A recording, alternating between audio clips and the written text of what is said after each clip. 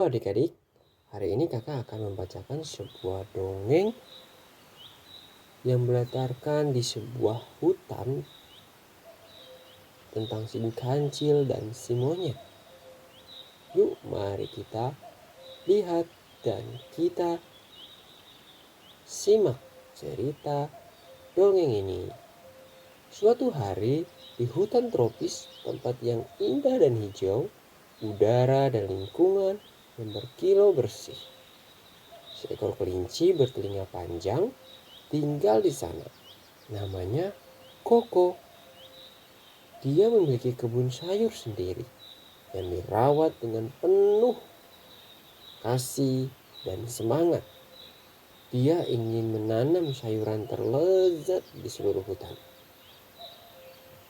Saat makan siang tiba, dia mengeluarkan wortel segar dan menikmati kebaikan dan renyahnya wortel yang dia tanam.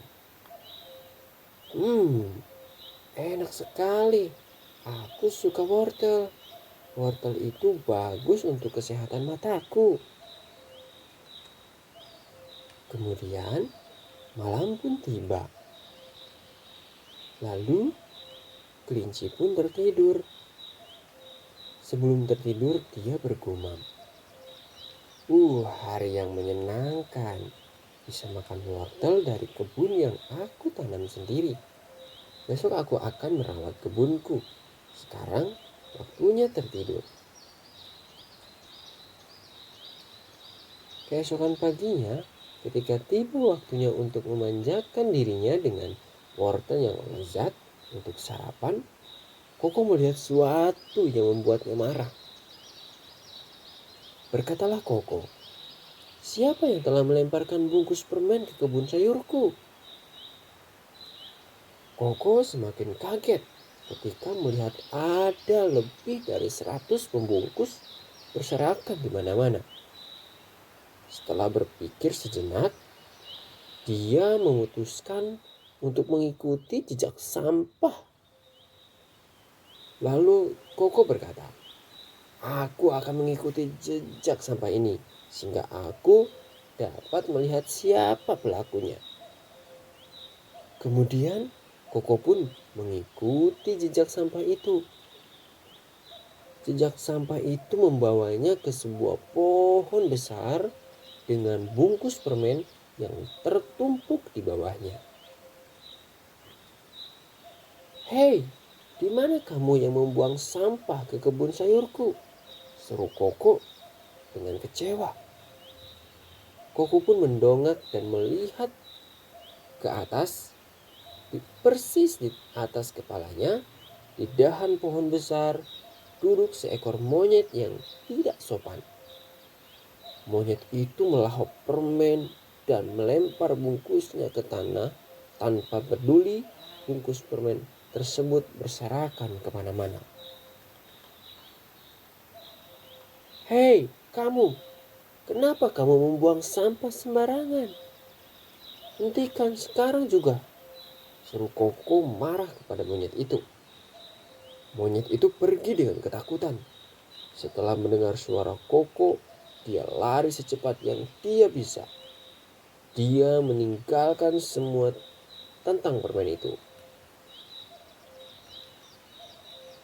Koko tidak dapat mengejar karena monyet itu melompat dengan cepat dari pohon ke pohon lainnya dengan berayun. Namun, karena sangat ketakutan, monyet itu kehilangan pegangannya setelah beberapa saat dan jatuh cungkir balik ke tanah hingga ia terjebak dalam jalitan tanaman, rambat, dan dahan. Dia mencoba membebaskan dirinya, namun tidak dapat. Mencoba mencari pertolongan, tetapi tidak ada orang di sekitar untuk membantunya. Monyet itu kehilangan semua harapan. Sampai tiba-tiba Koko muncul di balik pepohonan. Dia mendekat dan bertanya, "Hei monyet, mengapa kamu bersikap buruk seperti itu? Kenapa kamu makan permen dan membuang bungkus permen tersebut dengan sembarangan. Monyet itu memalingkan muka, merasa malu. Kata monyet, maaf, aku mengakui kesalahanku. Aku sudah berlaku tidak baik karena sudah membuang sampah sembarangan. Oke, jangan khawatir, kata Koko mengalah. Karena kamu sudah mengakui kesalahanmu dan meminta maaf, aku akan membebaskan kamu. Semuanya akan baik-baik saja.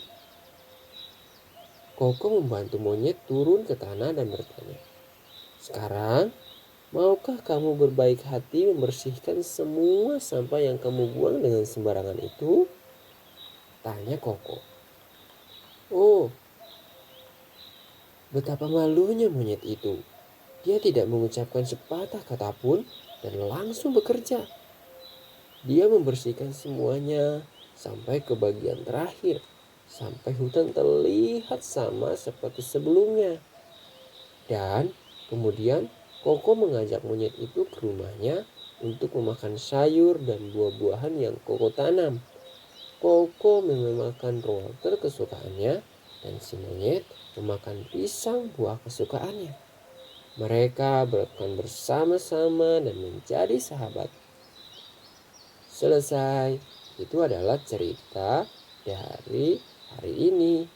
Adik-adik, kita dapat belajar dari cerita ini adalah jangan membuang sampah sembarangan karena dapat membuat lingkungan kita, rumah kita menjadi kotor dan tidak nyaman.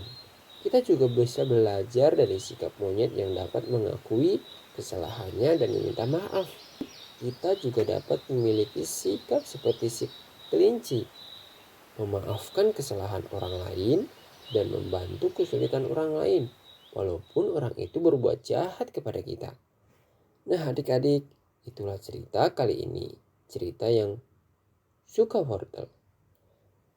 Nah adik-adik, itulah cerita kali ini. Kelinci yang suka wortel.